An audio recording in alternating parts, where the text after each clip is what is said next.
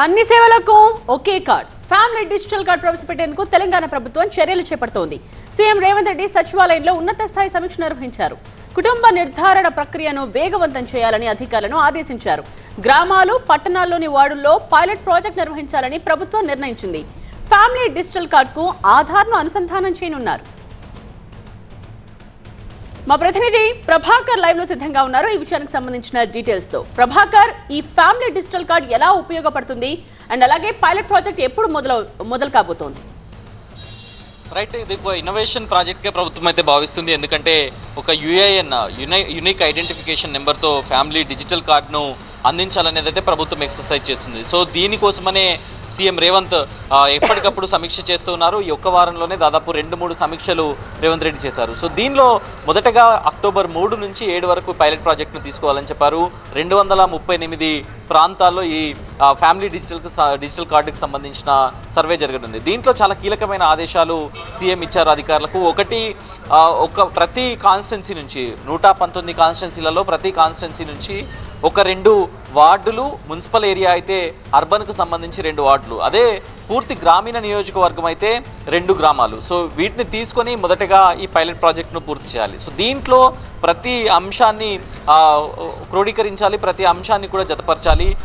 ఇంట్లో ఎంతమంది ఉన్నారు, వాళ్ళకి ఏవైనా పెన్షన్స్ వస్తున్నాయా, లేకపోతే ఇంకా ఏమైనా వాళ్ళకు అదనపు ఇష్యూస్ ఉన్నాయా అనేది కూడా దాంట్లో పూర్తి స్థాయిలో జతపరచాల్సి ఉంటుంది. దాంతో పాటుగా కంప్లీట్ హెల్త్ ప్రొఫైల్ కూడా వారికి గవర్నమెంట్ నుంచి హెల్త్ చెకప్స్ అన్నీ చేసి దాంట్లో ఆ యూఏఎన్ నెంబర్ని ఎంటర్ చేయగానే వాళ్ళ ఫ్యామిలీ కంప్లీట్ ప్రొఫైల్ వచ్చేలాగా దీన్ని క్రియేట్ చేస్తున్నారు. దీనికి ఆ ఇంటి మహిళనే యజమానురాలుగా ఆ లీడ్ నేమ్గా పెడుతున్నారు. సో ఫ్యామిలీ డిజిటల్ కార్డ్ అంతా కూడా మహిళ పేరు మీదనే ఉండబోతుంది. సో దీనివల్ల రేపు ఏ ఇష్యూ అయినా చాలా దేశాల్లో ఈ సిస్టమ్ ఆల్రెడీ ఉంది. అమెరికా లాంటి దేశాల్లో గ్రీన్ కార్డ్ అంటున్నారు, అట్లాగే దుబాయ్ లాంటి దేశాల్లో ఎమిరేట్స్ ఐడి అంటున్నారు. ఇక్కడికి వచ్చేసరికి తెలంగాణ ఫ్యామిలీ డిజిటల్ కార్డ్ అనే దాన్ని తీసుకురావాలి అనేది అయితే ప్రభుత్వం భావిస్తుంది. దీనివల్ల అన్ని వివరాలు కూడా ఒకే కార్డుకు కిందికి వస్తాయి. సో ప్రతిదీ కూడా ఆ ఫ్యామిలీ డిజిటల్ కార్డు నుంచి యాక్సెస్ చేయవచ్చు. మిగతా ధ్రువపత్రాలు ఏమున్నా కూడా ఈవెన్ రెవెన్యూ నుంచి తీసుకునే పత్రాలను కూడా ఆ ఫ్యామిలీ డిజిటల్ కార్డుకు అనుసంధానం చేయనున్నారు. ఇట్లా ప్రతి ఒక్కదాన్ని కూడా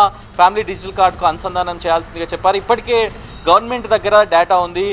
కంటి వెలుగుకు సంబంధించి, రైతు భరోసాకు సంబంధించి, అట్లాగే రేషన్ కార్డులకు సంబంధించి, రుణమాఫీకి సంబంధించి ఈ డేటా అంతా ఆల్రెడీ గవర్నమెంట్ కలెక్ట్ చేస్తుంది. కాబట్టి సో ఇంకా సర్వేకి ఈజీ అవుతుంది అనేది అయితే గవర్నమెంట్ చెప్తుంది. దాంతోపాటుగా మున్సిపల్ ఏరియాలో ఉన్న డివిజన్స్ని తీసుకుంటే కొంత ఎక్కువ స్టాఫ్ అవసరమయ్యే అవకాశం ఉంటుంది. కాబట్టి అక్కడ ఎక్కువ టీమ్స్ని కూడా డిప్లాయ్ చేయాలనేది అయితే సీఎం ఆదేశించారు. సో పైలట్ ప్రాజెక్ట్ను 5 రోజులలో ఎప్పట్లోగా కంప్లీట్ చేస్తారని అధికారులను ప్రశ్నించారు సీఎం.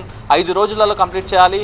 అక్టోబర్ 3న మొదలు పెట్టాలి, 7న కంప్లీట్ చేయాలి. దాని తర్వాత దాని నుంచి వచ్చిన ఫీడ్బ్యాక్ ఆధారంగా, ఆ రిపోర్ట్ ఆధారంగా మళ్ళీ ఏమైనా కరెక్షన్స్ ఉంటే వెనక్కి వెళ్ళి చేద్దాం.